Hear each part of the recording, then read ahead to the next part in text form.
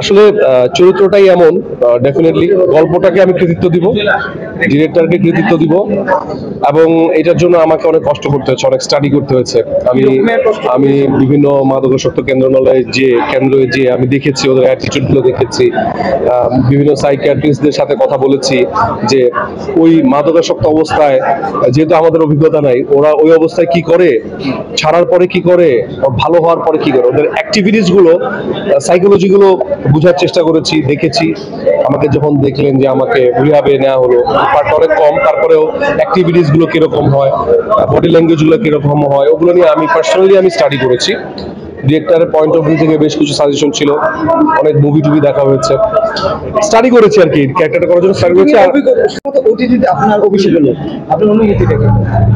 আমার অনুভূতির চেয়ে আপনাদের অনুভূতিগুলো জানতে চাই, মানে আমাকে কেমন লাগলো আপনাদের কাছে, মানে কেমন লাগলো চরিত্রটা, বা আমি কেমন করেছি, সেটা আপনাদের কাছ থেকে পেলে আমার কাছে বেশি ভালো লাগলো।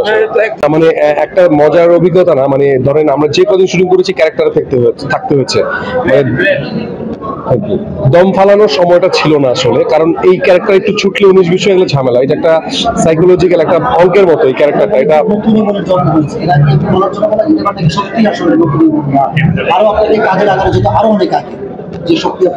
অবশ্যই। মানে দেখেন, একটা আর্টিস্ট কিন্তু ভালো করে সেটা গল্পের জন্য এবং ভালো ডিরেক্টরের জন্য, ডিরেক্টর কিভাবে আমাকে প্রেজেন্ট করবে। তো এখন যারা ভালো ভালো ডিরেক্টর আছেন, কাজে লাগাতে তো আসলে ডিরেক্টরই পারে, প্রডিউসাররাই পারে। তারা যদি আমাকে আরো ভালোভাবে কাজে লাগায়, এতদিন মানুষ ভাবতো যে শুধু রোমান্টিক অ্যাক্টিং, দুটা গান, এটা নিয়েই আমার চলচ্চিত্র না।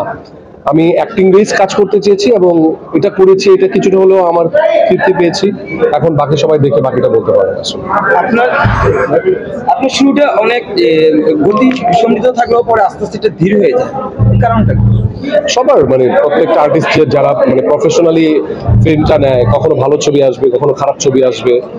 যেমন এই কাজটা আমাকে একটু গতি দিবে, আবার পরবর্তী কাজটা যদি আমি বেছে না করি সেটা আবার আমাকে স্লো করে দিবে। সো প্রত্যেকটা জিনিস বেছে বেছে করা ডিফিকাল্ট, বাট সব আর্টিস্টই চেষ্টা করে ভালো ভালো বেছে বেছে কাজ করা।